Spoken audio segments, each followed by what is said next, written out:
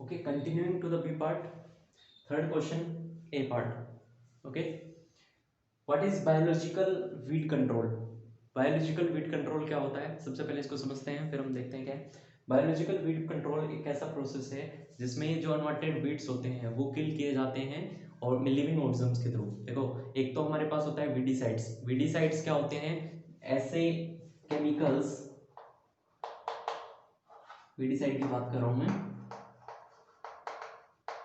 Weedicides होते हैं ऐसे केमिकल्स जो क्या करें, स्प्रे कर दें तो क्या हो, जो वीड्स हैं, अनवांटेड जो प्लांट्स हैं उनको किल कर दें।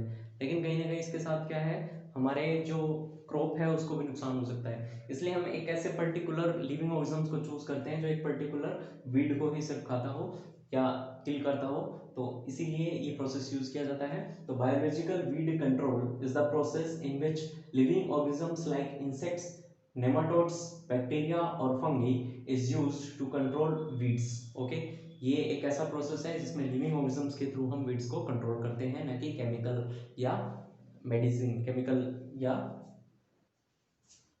स्प्रे करके। Okay, so write it.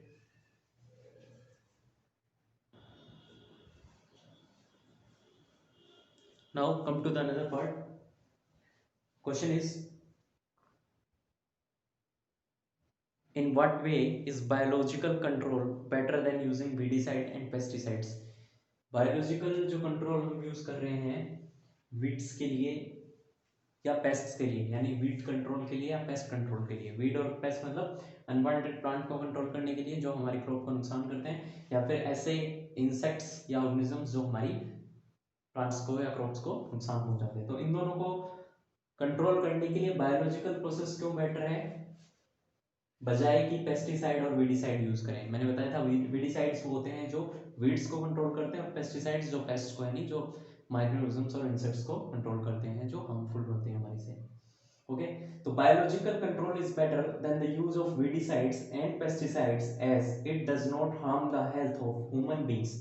क्योंकि इसमें क्या है, कोई भी ऐसा पॉइजनस सब्सटेंस नहीं होता है, ना कोई केमिकल होते हैं, ये पूरा बायोलॉजिकल यानी नेचुरल प्रोसेस है, इसीलिए हमारी हेल्थ को नुकसान नहीं पहुंचाता है। बट बात करें वीडिसाइड्स की और पेस्टिसाइड्स की, तो इसमें क्या होता है, वीडिसाइड्स एंड पेस्टिसाइड्स क्या करते हैं, पॉइजनस होते हैं, क्योंकि इनके अंदर केमिकल्स होता है, तो हार्मफुल पॉइजन इनके अंदर होता है। और जब हम इनको स्प्रे करते हैं हमारी क्रॉप के ऊपर, तो वो प्लांट्स उनको एब्जॉर्ब कर लेते हैं, और हम फिर जब उनको प्लांट्स को खाते हैं या फिर जो भी उससे ग्रेन्स या जो भी मिल रहा है, फूड हमें मिल रहा है वो हम खाते हैं, तो क्या होता है, वो हमारी बॉडी में एंटर कर जाते हैं और हमें बहुत नुकसान पहुंचाते हैं।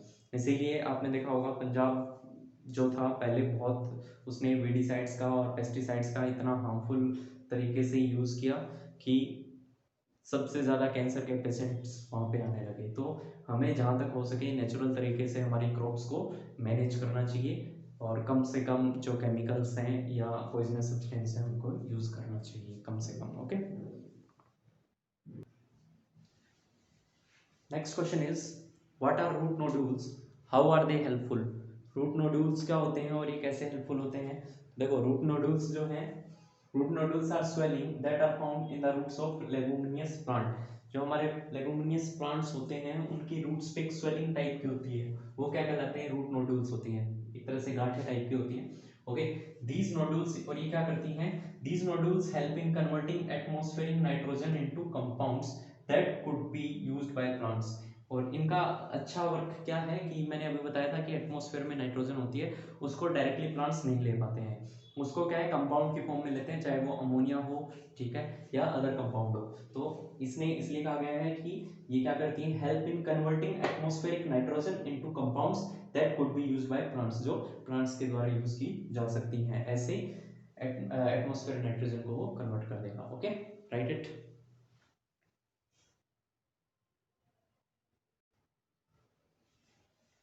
Next very important question is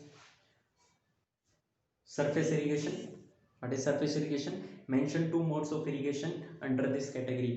हमें क्या बताना है, सरफेस इरिगेशन क्या होता है और इसके अंडर कौन कौन सी कैटेगरी आते हैं। Surface irrigation is the method of irrigation in which water is distributed by gravity over the surface of the field. इसमें क्या होता है, ग्रेविटी के थ्रू जो वाटर है वो इक्वली डिस्ट्रीब्यूट किया जाता है, ठीक है, फील्ड के सरफेस पे, ठीक है, सरफेस पे। तो इसमें दो तरीके के होते हैं। First is basin. बेसिन में क्या होता है, इसमें एक साथ पानी भर दिया जाता है। Okay, air water is contained in the whole field by making bunds all around it. ठीक है, इसमें पानी पूरा फिल कर दिया जाता है। जबकि फुरो में क्या होता है, are small parallel channels made to carry water, crop is usually grown on the ridges between the फुरोज।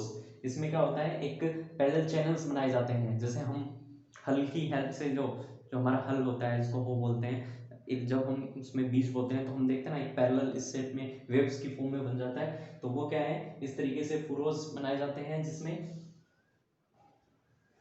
क्या होता है, carry to water crops is usually grown on the ridges. जो क्रॉप है वो किस पे, रिजेस पे ग्रो होगी बिटवीन द फुरोज। अब मैं इसको थोड़ा सा आपको डायग्राम के थ्रू बता देता हूँ, ये तो इजीली समझ आ गया होगा, इसमें तो कुछ नहीं है। वाटर को ऑल अराउंड क्या कर दिया जाता है, फिल कर दिया जाता है। लेकिन फुरो में क्या होता है,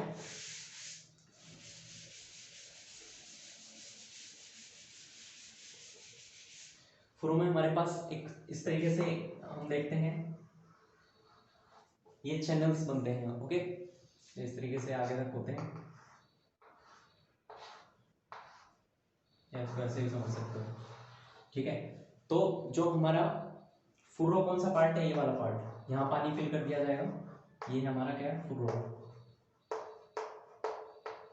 और ये जो हाई पॉइंट वाला है, ठीक है, ये क्या है, रिजेस।